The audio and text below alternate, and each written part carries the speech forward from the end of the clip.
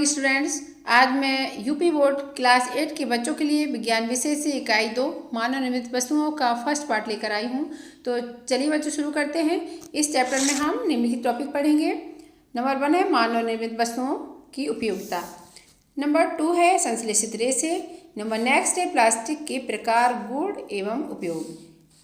Next है कांच and next number है मृत्तिका एवं उसके उपयोग। और लास्ट है साबुन। तो चलिए बच्चों एक एक पॉइंट को स्टडी करते हैं। क्या आपने कभी सोचा है कि जो यूनिफॉर्म पहनकर आप स्कूल जाते हैं उसे किसने बनाया? कपड़ा बड़ी बड़ी कपड़ा मिलों में मशीनों के द्वारा मनुष्यों ने बनाया है। आपके माता पिता इसे खरीदकर दर्जी के पास आपके लिए ड्रेस तैयार कराते हैं। इसी प्रकार जूता, मोजा, बेल्ट, बस्ता आदि भी किसी न किसी कारखाने में हमारे लिए कुशल कारीगरों से बनाए जाते हैं। कागज़ की लुगदी से कागज़, रबर के पौधों से मुलायम रबर, ग्रेफाइट से पेंसिल, लोहे, लकड़ी या प्लास्टिक से पटरी आदि सभी सामान कच्चे माल द्वारा कारखानों में मनुष्यों के द्वारा तैयार किया जाता है। ये सभी मानव निर्मित वस्तुएं हैं। यानी कहने का मतलब जो भी चीज़ें हम यूज़ करते हैं, जो भी चीज़ें हम प्रयोग करते हैं, वो चाहे पढ़ने लिखने की सामग्री हो या फिर हमारे कपड़े हों, ओढ़ने पहनने की चीज़ें हों, वो सब कहाँ बनती हैं बच्चों? वो सभी चीज़ें बड़े बड़े कारखानों में बनती हैं, जिसे इंग्लिश में फैक्ट्रीज कहते हैं। और उस कारखाने में बहुत बड़ी बड़ी मशीनें होती हैं, जिन मशीनों को मनुष्य ऑपरेट करता है और उन मशीनों से हमारे यूज़ के लिए प्रोडक्ट बनते हैं। तो जो प्रोडक्ट मनुष्य बनाते हैं मशीनों की सहायता से, उन्हें क्या कहते हैं हम? मानव निर्मित वस्तुएं। जैसे यहाँ देखिए आप, ये क्या है? गिलास, ठीक है, गिलास है। और क्या है? फैन है, फैन है, टेबल है। ये सब क्या है? फैन, टेबल, साइकिल, मटका, ये सब क्या है? ये हमारे यूज की चीज़ें हैं और इनको बड़े बड़े कारखानों में मनुष्यों के द्वारा बनाई जाती हैं। यानी मनुष्य बनाते हैं मशीनों की हेल्प से। आगे देखते हैं बच्चों। गांव कस्बों में रहने वाले किसान कृषि कार्य के लिए हंसिया, खुरपी, फावड़ा, कुदाल आदि और लोहार के यहाँ से या बाजार से खरीद कर लाते हैं। इसे सब मनुष्य ही बनाते हैं। यानी क्या है? हम लोहार के यहाँ से खरीद के लाते हैं, लेकिन लोहार भी क्या करता है? लोहार बनाता है इन चीज़ों को। हंसिया, खुरपी, फावड़ा, ये सभी चीज़ें कौन बनाता है? लोहार बनाता है। ये सभी मानव निर्मित वस्तुएं, यानी ऐसी सारी चीज़ें जो मनुष्य बनाता है, उसे उन चीज़ों को मानव निर्मित वस्तुएं कहते हैं। सभी प्रकार के बर्तन, घड़ा, साइकिल, स्कूटर, कुर्सी, मेज, फर्नीचर आदि दैनिक जीवन में उपयोगी वस्तुएं मानव निर्मित वस्तुएं कहलाती हैं। आगे देखते हैं बच्चों। आपके चारों ओर दिखाई देने वाले जीव जंतु, पेड़ पौधे, मिट्टी, खनिज आदि सभी प्रकृति प्रदत्त है। यानी ये सभी चीज़ें हमें नेचर ने दी हैं। मकान, गाड़ी, साइकिल, खिलौने, साबुन, कपड़ा, उर्वरक, कांच आदि भी क्या प्रकृति की देन है? प्रकृति की देन है? नहीं, ये सभी मनुष्य ने बनाई हैं। इसीलिए हम इन चीज़ों को मानव निर्मित वस्तुएं कहते हैं। मानव निर्मित वस्तुओं की उपयोगिता क्या है हमारे जीवन में, ये देखते हैं। प्रकृति से हमें अनेक संसाधन प्राप्त हैं, है ना? फिर भी मानव निर्मित वस्तुओं की ज़रूरत पड़ती जा रही है। ऐसा क्यों?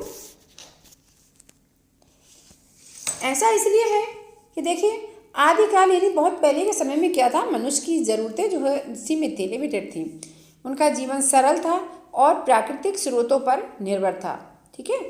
सभ्यता का विकास, जनसंख्या में वृद्धि, वैज्ञानिक प्रगति के कारण मनुष्य की आवश्यकताएं धीरे धीरे बढ़ती गईं, जिनकी पूर्ति करना प्राकृतिक संसाधनों द्वारा इम्पॉसिबल हो गया। अतः मनुष्य ने अपनी बुद्धि और कौशल से अनेक वस्तुओं को बनाना शुरू किया। इस प्रकार मानव निर्मित वस्तुओं का विकास होता गया। मनुष्य की प्रमुख आवश्यकताएं भोजन, वस्त्र तथा आवास, यानी रोटी, कपड़ा और मकान है। इन आवश्यकताओं की पूर्ति क्या प्राकृतिक संसाधनों द्वारा संभव है? आइए मनुष्य की प्रमुख आवश्यकता भोजन, वस्त्र, आवास हेतु उपयोगी मानव निर्मित वस्तुओं की चर्चा करते हैं। तो सबसे पहले वस्त्र के बारे में देखते हैं कि आप बता सकते हैं बच्चों कि शरीर को ढकने तथा सुरक्षा के लिए किन किन वस्तुओं का प्रयोग किया जाता है। बताइए, जरा विचार कीजिए। हम सभी जानते हैं कि शरीर को ढकने के लिए किसकी ज़रूरत होती है बच्चों? कपड़ों की। ठीक है, कपड़ों में हम क्या क्या पहनते हैं? पैंट, शर्ट, कुर्ती, साड़ी यानी कुर्ता, साड़ी, सलवार, पायजामा, जांघिया, बनियान आदि का प्रयोग करते हैं। और सर्दी से बचने के लिए किस प्रकार के कपड़ों का यूज़ करते हैं? ऊनी वस्त्र, स्वेटर, शॉल, कार्डिगन, कम्बल, लोई आदि का प्रयोग करते हैं। ठीक है, और बारिश में किस प्रकार के कपड़ों का यूज़ करते हैं? रेनकोट आदि का यूज़ करते हैं। ठीक है, तो क्या आप बता सकते हैं बच्चों कि ये वस्त्र किस प्रकार तैयार किए जाते हैं? सूती वस्त्र के रेशे यानी सूती वस्त्र कपास के रेशों से, ऊनी वस्त्र भेड़ के बाल से या संश्लेषित रेशों से तैयार किए जाते हैं। आजकल मनुष्य नायलॉन, टेरिलिन को डेक्रॉन भी बोलते हैं आदि पॉलिस्टर धागों से बने वस्त्रों का अत्यधिक उपयोग हो रहा है। क्यों? क्योंकि ये धागे संश्लेषित रेशों से बनाए जाते हैं यानी सिंथेसिस फाइबर से बनाए जाते हैं। इन धागों से निर्मित वस्त्र अधिक आकर्षक, टिकाऊ होते हैं। यानी जो संश्लेषित रेशे से कपड़े बनाए जाते हैं वो अधिक सुंदर दिखते हैं, आकर्षक दिखते हैं, उनके कलर ब्राइट दिखते हैं और बहुत ही मजबूत होते हैं, ड्यूरेबल होते हैं, लंबे समय तक चलते हैं। ठीक है, तो जरा इसे देखते हैं बच्चों। सूती वस्त्र किससे बनाए जाते हैं? सूती धागों से। ठीक है, और किससे प्राप्त होते हैं ये सूती धागे? कपास से, यानी कपास से रुई प्राप्त होती है और रुई से रेशे और रेशे से धागे बनाए जाते हैं, धागों से सूती वस्त्र। ऊनी वस्त्र किससे? ऊनी धागे से। और ऊनी धागे किससे बनते हैं? जंतुओं के बालों से। ठीक है, रेशमी वस्त्र रेशमी धागे से। और रेशम कहाँ से प्राप्त होती है? रेशम के कीट से जो शहतूत पर पाले जाते हैं। टेरिलिन संश्लेषित रेशे हैं, यानी मनुष्य ने बनाए हैं इसे, है ना, इसीलिए इसे मानव निर्मित रेशे कहते हैं। आगे देखते हैं बच्चों। भवन निर्माण। भवन मतलब घर, बिल्डिंग निर्माण। घर या बिल्डिंग निर्माण किससे होती है? आप जानते ही हमारे आसपास जो बिल्डिंग बनती है और वहाँ पर बिल्डिंग जहाँ बनने वाली होती है वहाँ पर बहुत सारा सामान इकट्ठा हो जाता है, उसकी ज़रूरत की सारी चीज़ें इकट्ठी हो जाती हैं। जैसे इसमें बोला गया है, आपने भवन निर्माण होते हुए तो अवश्य देखा होगा। कि आप बता सकते हैं कि भवन को निर्माण में किन किन चीज़ों की ज़रूरत पड़ती है?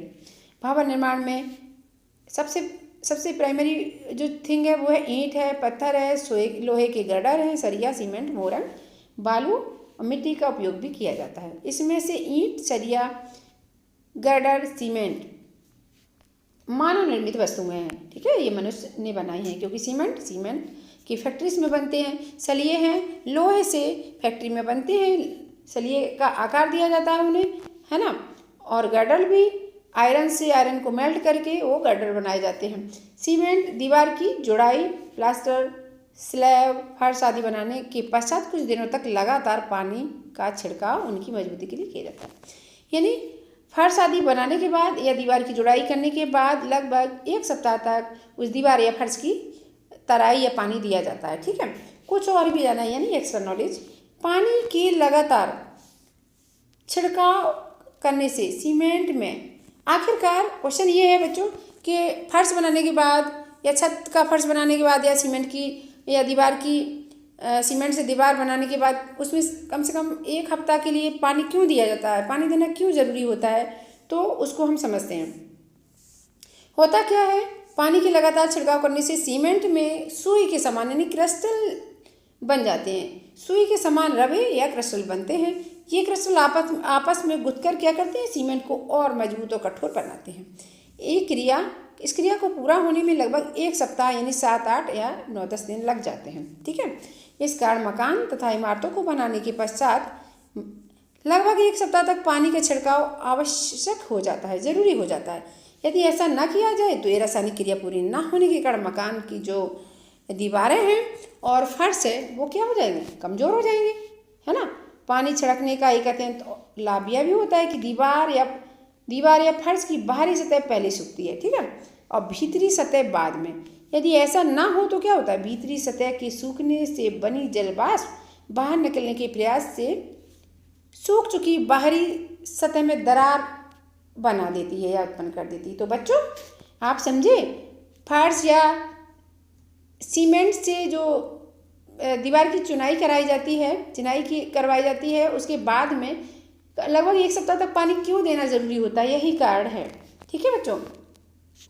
नेक्स्ट है घरेलू कार्य में। अब घरेलू कार्य से यहाँ पर उन सब चीज़ों का जिक्र किया जा रहा है जो मानव निर्मित चीज़ें हैं। यानी घरेलू कार्य में जितनी भी चीज़ों की ज़रूरत पड़ती है वो सब मानव निर्मित है, तो उसी की चर्चा की जा रही है। जैसे हम स्नान करना, कपड़े धोना, दांत की सफाई में क्या होता है, ब्रश आदि की ज़रूरत पड़ती है ना। भोजन पकाना, मकान की सफाई, सजावट, सिलाई बुनाई आदि घरेलू कार्य हैं। इन सभी कार्यों में अनेक मानव निर्मित वस्तुओं का प्रयोग किया जाता है, और ये विभिन्न घरेलू कार्यों में उपयोग होने वाले मानव निर्मित वस्तुओं की नाम की तालिका 2.2 में लिखिए। ठीक है बच्चों। अब आगे क्या है, सीमेंट, पेंट, प्लास्टिक, कांच, धातुओं से बने बर्तन, सौंदर्य प्रसाधन, बिजली के उपकरण आदि अनेक मानव निर्मित वस्तु हैं जिनका दैनिक जीवन के कार्यों में अत्यधिक उपयोग किया जाता है। कहने का मतलब जो भी चीज़ें हम यूज़ कर रहे हैं बच्चों, वो सब चीज़ें मनुष्य के द्वारा बनाई हुई होती हैं, अर्थात मनुष्य के द्वारा निर्मित वस्तुओं को हम मानव निर्मित वस्तु में कहते हैं। अब इसमें क्या है, तालिका को देखें जरा। कपड़े धोना, यानी उपयोग की जाने वाली कौन सी चीज़ें, जैसे कपड़े धोने के लिए हमें साबुन चाहिए, डिटर्जेंट चाहिए, बाल्टी, टब आदि चाहिए। इस तरह भोजन पकाने के लिए हमें कुकर चाहिए होता है ना, और पैन चाहिए होती है, कढ़ाई चाहिए होती है, और भोजन करने के लिए थाली, गिलास, ये सब चाहिए होता है। ये कहाँ बनती हैं, ये फैक्ट्रियों में मशीन के द्वारा इंसान बनाते हैं। सिलाई करने के लिए हमें धागा चाहिए होता है, मशीन चाहिए होती है, सिलाई मशीन चाहिए होती है ना, और कैंची भी चाहिए होती है। ये सब मानव निर्मित वस्तु हैं।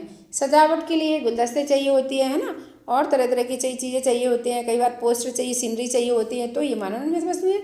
और बुनाई के लिए हमें क्या चाहिए होता है, बुनाई की सुई चाहिए होती है, क्रोशिया चाहिए होता है, थ्रेड चाहिए होता है, कपड़ा चाहिए होता है। ये सब मानव निर्मित वस्तुएं हैं। आगे बढ़ेंगे बच्चों। कृषि कार्य में क्या होता है कि आप जानते हैं, जैसा कि आप जानते हैं, किसान कृषि कार्य के लिए हंसिया, खुरपी, फावड़ा, कुदाल आदि का प्रयोग करते हैं, है ना।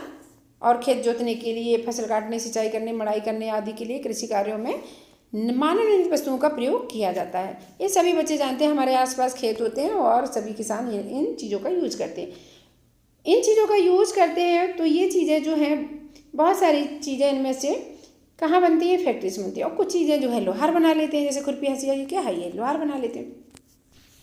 अब औषधियों में क्या है, बीमार पड़ने पर आमतौर पर आप औषधियों का प्रयोग करते हैं ना। जैसे आपको फीवर आ जाता है ना, सर दर्द होता है, बॉडी पेन होती है, तो उनमें क्या करते हैं, हम दवाइयों का यूज करते हैं, औषधियों का प्रयोग करते हैं। अब दवाइयाँ कहाँ बनती हैं बच्चों, दवाइयाँ फैक्ट्रीज में बनती हैं, है ना। आगे देखते हैं, मानव प्रकृति में उपलब्ध पेड़ पौधों, जड़ी बूटी से निर्मित औषधियों का प्रयोग सदियों से करता चला आ रहा है। यानी पहले प्रारंभ में, यानी गोल्डन टाइम में क्या होता था, मनुष्य की प्रॉब्लम्स, बीमारियां जो होती हैं, जड़ी बूटियों से ही ठीक करते थे। लेकिन जैसे जैसे समय एडवांस होता गया तो एलोपैथी दवाइयाँ बनने लगीं, और MBBS डॉक्टर भी MBBS की स्टडी करने के बाद एलोपैथिक दवाइयों को देने लगे। ठीक है। और इलाज में तरह तरह की मशीनों का प्रयोग करने, टेस्टिंग में, यानी बीमारी का पता लगाना, आजकल मशीनों के द्वारा बीमारियों का पता लगाया जाता है। फीवर आ रहा है तो क्या ब्लड टेस्टिंग के द्वारा फीवर का पता चलता है कि क्या कौन सा पैरासाइट है। इसी तरह से जो भी औषधियाँ हैं या बीमारी का पता लगाने के लिए जो भी मशीनें हैं, वो कहाँ पर बनती है, कारखानों में बनती है, फैक्ट्रीज में बनती है। कौन बनाता है, मनुष्य बनाता है। मनुष्य के द्वारा मशीनों की सहायता से फैक्ट्रीज में ये चीज़ें बनाई जाती हैं। आजकल अनेक रोगों से संबंधित औषधियों का निर्माण विभिन्न रसायनों से भी किया जाने लगा है।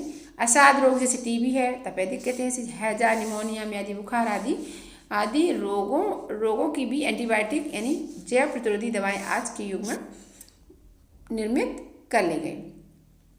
किसी औषधि का उपयोग करने से पहले डॉक्टर की एडवाइस लेना बहुत ज़रूरी हो जाता है। अपने आप या किसी और से मेडिसिन बिल्कुल भी नहीं लेना चाहिए। हम डॉक्टर से कंसल्ट करके मेडिसिन लें।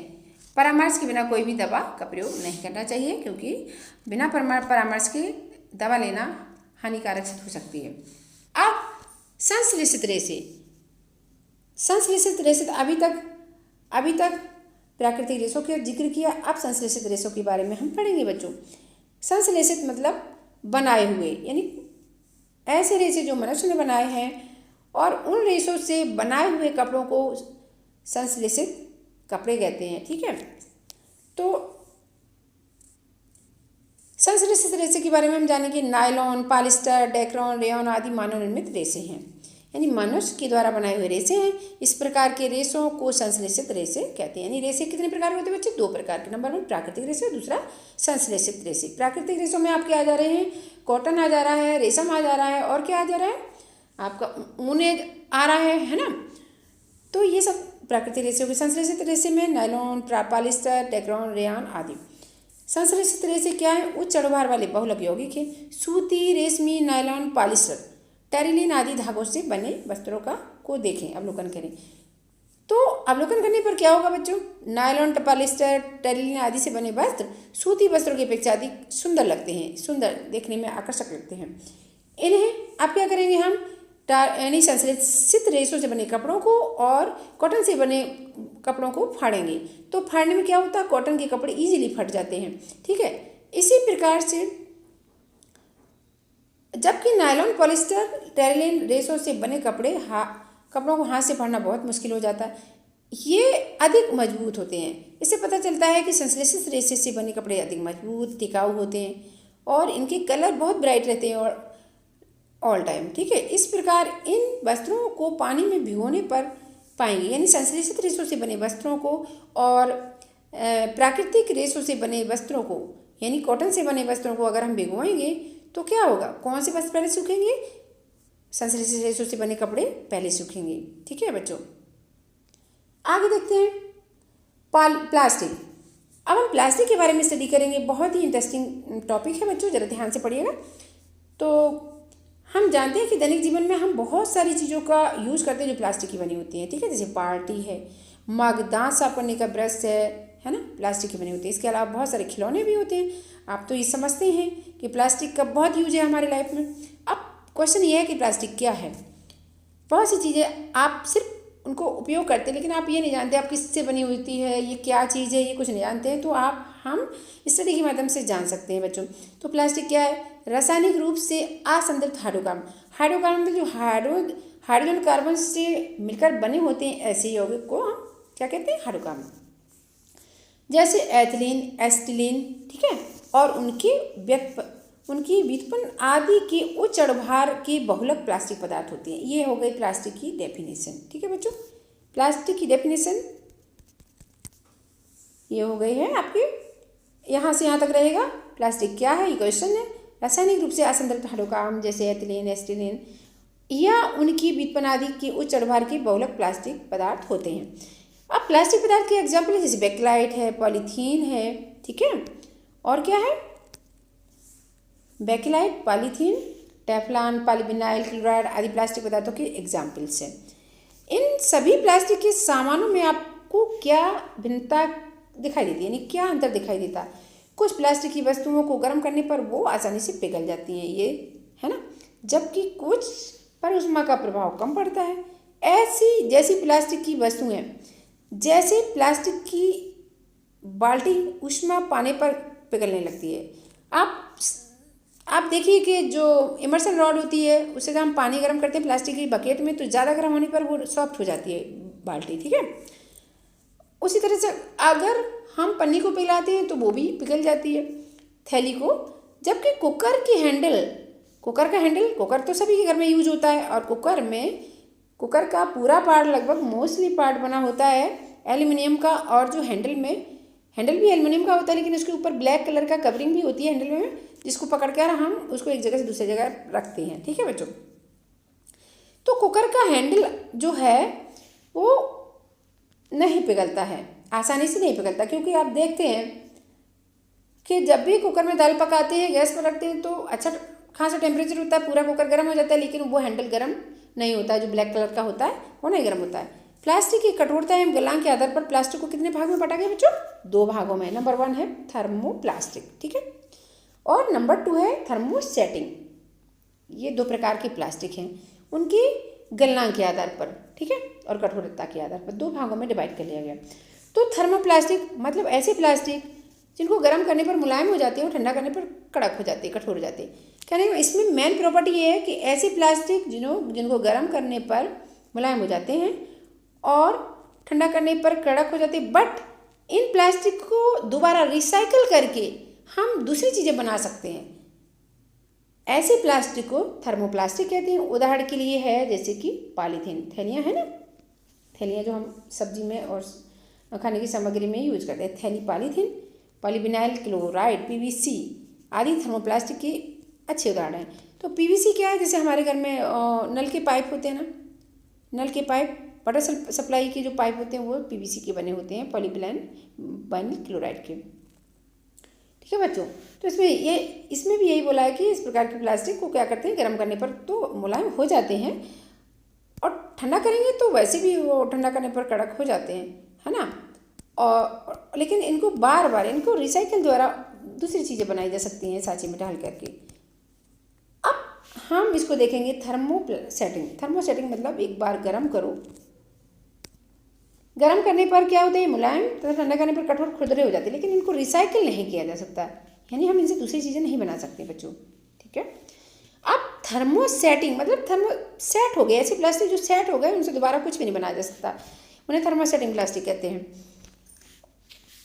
तो हम इन दोनों प्लास्टिक को कैसे याद करेंगे, थर्मोसेटिंग मतलब ऐसे प्लास्टिक जो बिल्कुल सेट हो गए हैं उनको हम एक बार ही बना सकते हैं, दोबारा हम इनको रिसाइकिल करके अदर प्रोडक्ट नहीं बना सकते हैं प्लास्टिक के। ठीक है, अब बेकेलाइट इसका बेस्ट एग्जाम्पल है थर्मोसेटिंग का। थर्मोसेटिंग प्लास्टिक जो है का उपयोग यही कहा गया, दोबारा हम नहीं कर सकते रिसाइकिल के द्वारा। क्या आप जानते हैं? आगे देखते हैं बच्चों, प्लास्टिक का जो है यानी प्लास्टिक का स्वास्थ्य देखभाल उद्योग में व्यापक उपयोग होता है, यानी प्लास्टिक का विस्तृत रूप से हेल्थ डिपार्टमेंट में यूज हो रहा है। क्यों? इनके उपयोग के कुछ एग्जाम्पल हैं, जैसे दवा की गोलियां, टिक्कियों को पैक करने हेतु या घाव को सीने के लिए धागे, सिरिंज, चिकित्सकों के ग्लव्स, विभिन्न प्रकार की चिकित्सीय यंत्र। माइक्रोवेव ओवन में भोजन पकाने के लिए प्लास्टिक के बर्तन प्रयोग किए जाते हैं। माइक्रोवेव ओवन में ऊष्मा खाद्य पदार्थों को तो पका देती है, लेकिन वो जो प्लास्टिक के बर्तन होते हैं उनमें कोई भी इफेक्ट नहीं पड़ता है। ठीक है, नेक्स्ट है टेफ्लॉन। एक विशेष प्रकार का प्लास्टिक है जिस पर तेल और जल चिपकता नहीं है। यह भोजन पकाने के पात्रों पर ना चिपकने वाली परत लगाने के काम आता है। टेफ्लॉन जो होता है, आपने बच्चों देखा होगा नॉन स्टिक पैन यानी तवा जो होता है, नॉन स्टिक तवा होता है, नॉन स्टिक कढ़ाई होती है, उसमें काले कलर का एक लेयर होती है, वो क्या है, टेफ्लॉन की लेयर होती है, उसमें कोई भी चीज़ चिपकती नहीं है। ठीक है, और वो टेफ्लॉन की परत किसका रूप है, प्लास्टिक का। ठीक है बच्चों, अब हम नेक्स्ट पॉइंट पढ़ेंगे प्लास्टिक और पर्यावरण। प्लास्टिक और पर्यावरण यानी प्लास्टिक का हमारे पर्यावरण पर क्या असर पड़ता है, चलिए देखते हैं। जब आप बाजार जाते हैं, यानी हम सब बाजार जाते हैं, तो होता क्या है कि प्लास्टिक अथवा पॉलीथीन में लिपटी हुई वस्तुएं मिलती हैं। यह एक कारण है कि हमारे घरों में प्लास्टिक का कचरा बहुत इकट्ठा हो जाता है, क्योंकि हर चीज़ तो प्लास्टिक में मिलती है, तो प्लास्टिक इकट्ठी होती जाती है और उस प्लास्टिक का प्रयोग हम कचरा फेंकने में करते हैं। बहुत सारी थैलियों का यूज़ तो कचरा फेंकने में ही करते हैं, जिससे कि वो कहाँ चला जाता है, डस्टबिन में। प्लास्टिक का नहीं, और सबसे बड़ी समस्या ये है कि प्लास्टिक सड़ता नहीं है बच्चों, यही तो मेन प्रॉब्लम है। प्लास्टिक यूज में तो बहुत अच्छा है, बट ये सड़ता नहीं है, और सड़ता नहीं है तो इसकी बहुत सारे साइड इफेक्ट होते हैं। पदार्थ जो प्राकृतिक प्रक्रियाओं जैसे जीवाणु की क्रिया द्वारा सड़ जाते हैं, अपघटित हो जाते हैं, उन्हें जैव निम्नीकरण कहते हैं। ऐसे पदार्थ जो प्राकृतिक प्रक्रियाओं द्वारा सरलता से विघटित या सड़ते नहीं, उन्हें जैव अनिम्नीकरण कहते हैं। अब हम आगे टेबल में देखते हैं बच्चों कि कौन सी चीज़ जैव निम्नीकरण है, कौन सी जैव अनिम्नीकरण। चलिए देखते हैं। अब देखिए, आपका सब्जी है, ठीक है, सब्जी जो है, सब्जी और फल के छिलके, बचा हुआ भोजन आदि 1 से 2 सप्ताह में सड़ जाता है। इसलिए अब किसके द्वारा सड़ता है, बैक्टीरिया के द्वारा, इसलिए इसे कहते हैं जैव निम्नीकरण। कागज भी सड़ जाता है 10 से 30 दिन में, जैव निम्नीकरण इसी कारण कहते हैं। सूती वस्त्र भी सड़ जाते हैं कितने महीने में, 2 से 5 महीने में, इसलिए इसको भी जैव निम्नीकरण कहते हैं। लकड़ी भी सड़ जाती है कितने वर्ष में, 10 से 15 वर्ष में, इसीलिए इसको भी जैव निम्नीकरण की कैटेगरी में रखा गया। ऊनी वस्त्र लगभग 1 वर्ष में सड़ जाते हैं, जिससे यानी खराब हो जाते हैं, इसको क्या कहेंगे हम? जैवनिमीकरण। टिन, एल्युमिनियम और अन्य धातुओं के डिब्बे 100 से लेकर 500 वर्ष लगते हैं इसको सड़ने में, इसलिए इसको भी जैवनिमीकरण, इसको क्या कहते हैं? जैव अनिम्नीकरण। ठीक है, यानी जैव अनिम्नीकरण मतलब बैक्टीरिया से सड़ते नहीं हैं, इसलिए इसे क्या कहते हैं? जैव अनिम्नीकरण। प्लास्टिक की थैलियाँ तो और भी हैं। प्लास्टिक की थैलियाँ के लिए बोला गया कई वर्षों, यानी कोई भी निश्चित नहीं है, इसलिए ये भी जैव अनिम्नीकरण की कैटेगरी में रखा गया है। अब बच्चों एक नेक्स्ट टॉपिक है, ये भी बहुत इंपॉर्टेंट है, आपको बहुत मजा आएगा इसमें। प्लास्टिक की उपयोगिता, यानी प्लास्टिक का प्रयोग हम कहाँ कहाँ करते हैं, आइए जाने। उपयोग प्लास्टिक का, देखिए प्लास्टिक जो है ये प्लास्टिक है। प्लास्टिक को कितने भागों में बांटा गया है ना? पॉलीथीन। पॉलीथीन से थैलियाँ, नट टूटने वाली बॉटल, पाइप, बाल्टी आदि बनाए जाते हैं। फिर प्लास्टिक का दूसरा रूप है एक्रिलिक। एक्रिलिक से कार एवं ट्रकों की खिड़कियों में लगाए जाते हैं, है ना। और फिर आया पॉलीप्रोपिलीन, ये सब प्लास्टिक के ही रूप हैं, जिससे रस्सी, रेसे मजबूत पाइप बनाने में यूज किया जाता है। स्टायरन का दूसरा नाम है थर्माकोल। थर्माकोल का यूज़ तो आप जानते हैं बच्चों, ऐसे ब्रेकेबल थिंग्स हैं, जो ब्रेकेबल चीज़ें हैं, उनकी पैकिंग में थर्माकोल का यूज़ किया जाता है। संचायक सेल के केस बनाने में, खिलौने बनाने में भी बना, जैसे मान लीजिए कई बार एक पेड़ होता है, उसमें फ्रूट्स, जैसे मैंगो का ट्री है, आर्टिफिशियल मैंगो का ट्री है, तो उसमें क्या होता है, जो लीव्स, जो उसके फ्रूट्स होते हैं वो किससे बनाए जाते हैं? थर्माकोल से बनाए जाते हैं, है ना। इसके अलावा बहुत सारे खिलौने भी थर्माकोल से बनाए जाते हैं। नेक्स्ट है मेलामाइन। प्लास्टिक का जो नेक्स्ट रूप है मेलामाइन से ट्रे, प्लेट्स बनाई जाती हैं, लेकिन ये ब्रेकेबल होता है, गिरने से टूट जाते हैं, लेकिन बहुत ही सुंदर लगते हैं। बैकेलाइट नेक्स्ट जो है, बैकेलाइट से क्या बनाया जाता है? बिजली के प्लग, ठीक है, और स्विच, कंघी, पेन और उसके हत्थे। टेफ्लॉन, अब आपका आएगा टेफ्लॉन। नॉन स्टिक बर्तन पर ऊष्मा प्रतिरोधी परत चढ़ाने में टेफ्लॉन का यूज़ किया जाता है। तो बच्चों आज आप जाने कि प्लास्टिक के कितने रूप होते हैं जो हमारे लिए बहुत यूजफुल हैं। ठीक है बच्चों,